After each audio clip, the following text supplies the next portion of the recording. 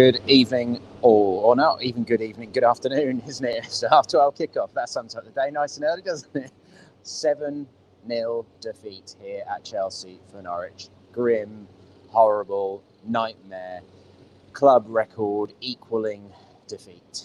First time I've ever seen Norwich concede 7 goals. I wasn't at the 7-1 against Colchester, and I wasn't at the Etihad for the 7-0 against Manchester City in 2013, which is the club's top flight record, all-time record. They have lost 7-0 a couple of times in the second tier and third tier.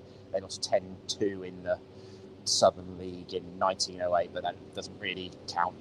That was a different time. 7-0, undoubtedly the worst day of Daniel Farke's reign, certainly the heaviest defeat, the worst result. Probably, I suppose, the only one that would really compete with it would be the 4-0 at Millwall early in his reign, or maybe the 5-1 at Sheffield Wednesday on the final day of that first season. But this was damaging. Already at a low ebb, confidence already so low, and the team are, if they weren't already disheartened, well, they looked absolutely distraught at the end of the game. Some of them went across to the away fans. They were ushered away, basically. The fans were saying, no, go away, we don't want to hear it. Farke players, they all pretty much veered away. They could see what was coming, just courtesy effort really, and then moved down the tunnel. Certainly a lot of salt got rubbed into the wounds in the second half. Ben Gibson was sent off. A Tim Krul penalty save was overruled by VAR correctly, unfortunately, and it was just horrible. There's nothing more you can say for it really, and I'm having to record this now, really. Hopefully the lawnmowers are nearly finished anyway, but hopefully the sound isn't being affected too much by that. But Daniel Farke has been taking a long time over doing his media interviews. He's only just getting to Paddy and the print boys. So we're going to be ushered out of here pretty quickly, as we are these days, with COVID regulations and all that sort of stuff. So I thought I'd better crack on with the video verdict and let you know what I thought of it, really. But yeah, the 1,600 fans who were here are going to be scarred by this. The players are certainly going to be scarred by it. With the context, of course, it almost doesn't need saying, but this was against Chelsea. It was against one of the best teams in the world, the European champions, the Premier League leaders, who were excellent. They were outstanding, ruthlessly exploited Norwich's failures. Although this wasn't one of those games where Norwich shot themselves in the foot a load of times. They were just totally outclassed, out of their depth, lambs to the slaughter. There's no sugarcoating it. There's no point even trying to sugarcoat it. Certainly the live updates at pinkham.com, where I spend my match days, were very, very bleak, very dark. Loads of Ipswich fans jumping in there, sensing the opportunity to poke some fun. Did my best to keep as many of them out as possible, but that's not always easy. And yeah, obviously there are a lot of people who today, it was the final straw. They can't handle it, just distraught too much, want Farke to go, think that this should be the moment that decides his future. As I'm standing here right now, I don't think that will happen. I don't think he will resign, although he's going to be in a very dark place tonight. There's absolutely no doubt about that. I don't think that they will dismiss him. I think that they will, at this point, be wanting to give him the Leeds and the Brentford game. But if they lose the Leeds game, and the crowd turns, and that turns badly. I think Calvin Phillips is close to being back for Leeds. He may be back this weekend. If they click back into gear that they were in last season, it's going to be very difficult to see that this Norwich team are going to find a way to beat Leeds. And then you go to Brentford, who keep doing so well. I'm sure Norwich will be pumped for that game, but you can't stand here and feel optimistic about Leeds and Brentford right now, can you? So, cheers, boys. It's the Radio Norfolk boys on the way on the road. So, where do we go from here? That's the big question. Daniel stayed with the same team, with the 3-5-2 shape. Kept faith with Sargent, and it hasn't paid off for him, clearly. He made 2 changes at half-time. He brought Yanulis off and brought Brandon Williams on. He switched to a 3-4-3, brought Rashica on for Lisa Malou, and that was trying to lay some groundwork for the games that are going to follow, clearly. There were very, very few early signs of that showing a bit of promise. Mendy had to charge out and thwart Rashica. That was about it.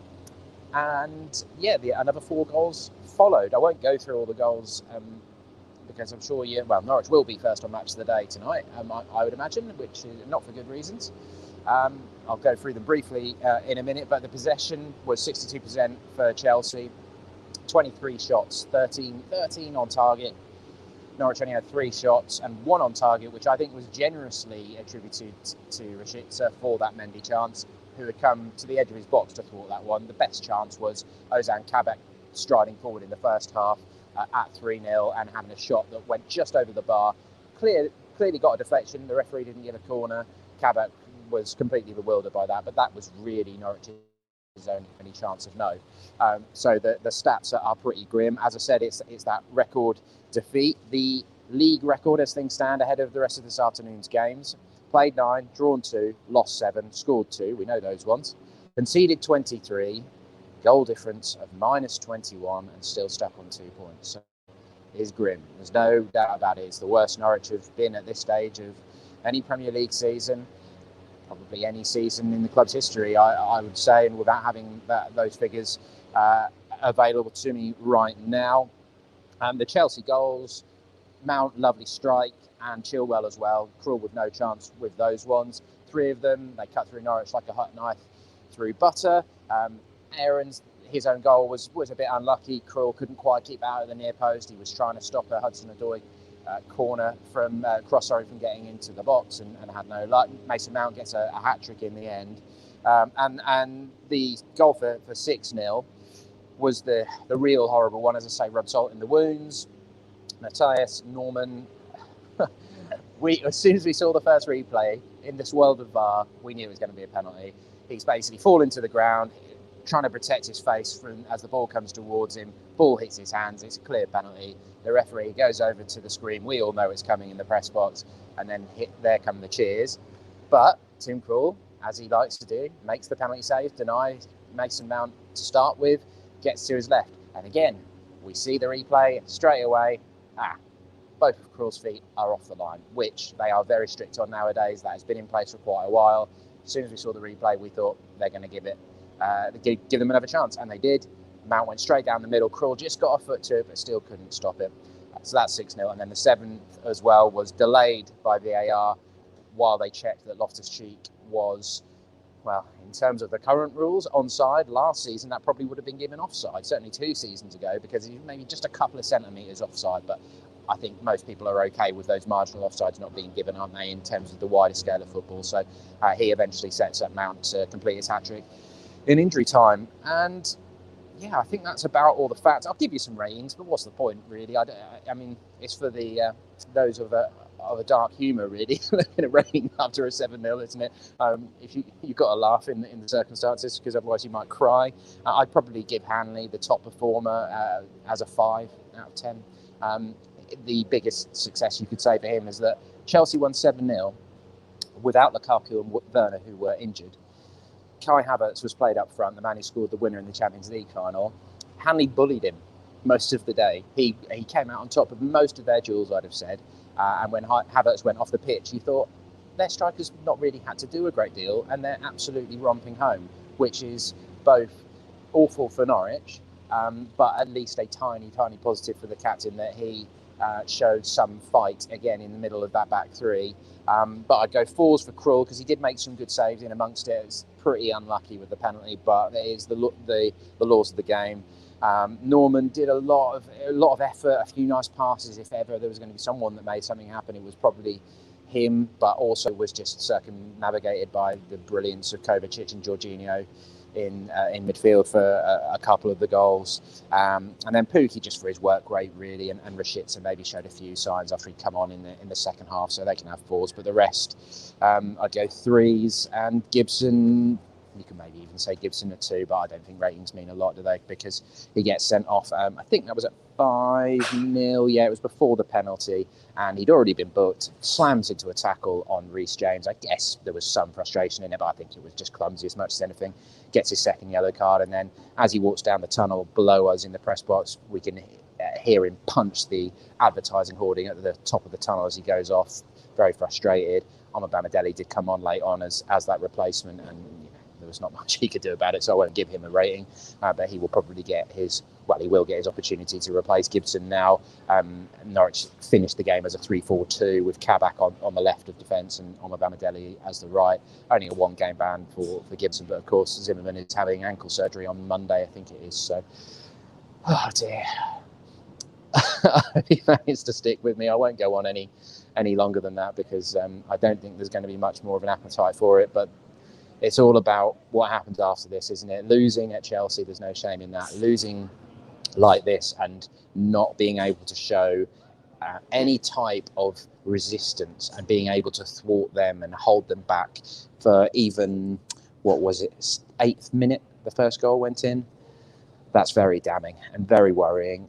And at the moment, it's very difficult to argue with anyone who is just slagging the club off left, right and centre for every decision, for every bit of recruitment, for any slight bit of positivity that was hanging around from the 2 goalless draws against Brighton and Burnley. For a lot of people, that's just out of the window now because the embarrassment has just got too much. So we shall see what the days ahead bring, whether we hear from anyone at the top of the club, whether Stuart Webber will do any media.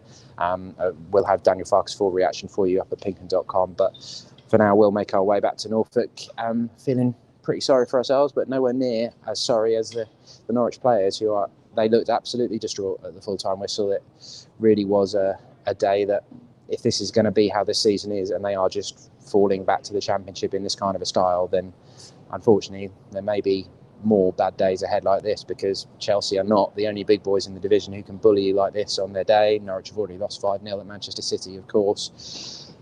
It's very, very tough. But ultimately, if Daniel Farke loses those next 2 games, I think we know what's coming in the international break. It's sad. It will mean a very, very sad end to what has been generally a very, very positive reign. Over 200 matches in charge of Norwich City, or most of that in the Championship, of course. And I did see one comment in a live blog which said that they really think that Daniel should be spared the potential of a horrible Carrow Road exit, really, like Nigel Worthington had in that Burnley game, when it had all just gone on for too long and eventually became really angry and horrible, and that it would kind of break their heart if they saw Daniel ending up having that kind of a treatment. And I'm sure a lot of fans wouldn't want to do that, and if it all came to a rest at some point, all that affection would come back through.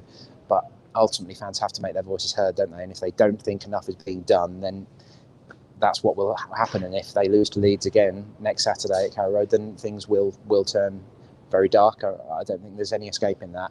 People were asking me about who could be the replacement, and that is a whole other issue as well, because who's going to come in? Someone like Lampard, Howe, an established Premier League manager, or maybe an ambitious Premier League manager, are probably not going to step into this situation.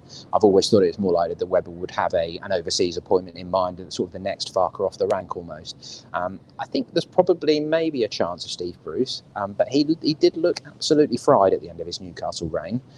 And that was a pretty grim situation. But just because of the links he has, and because of his managerial record in terms of fighting relegation and things, he did steer Newcastle to 12th and 13th in his 2 seasons in charge there. And the fact that he knows how to get a team organised defensively, he has had some success in his career.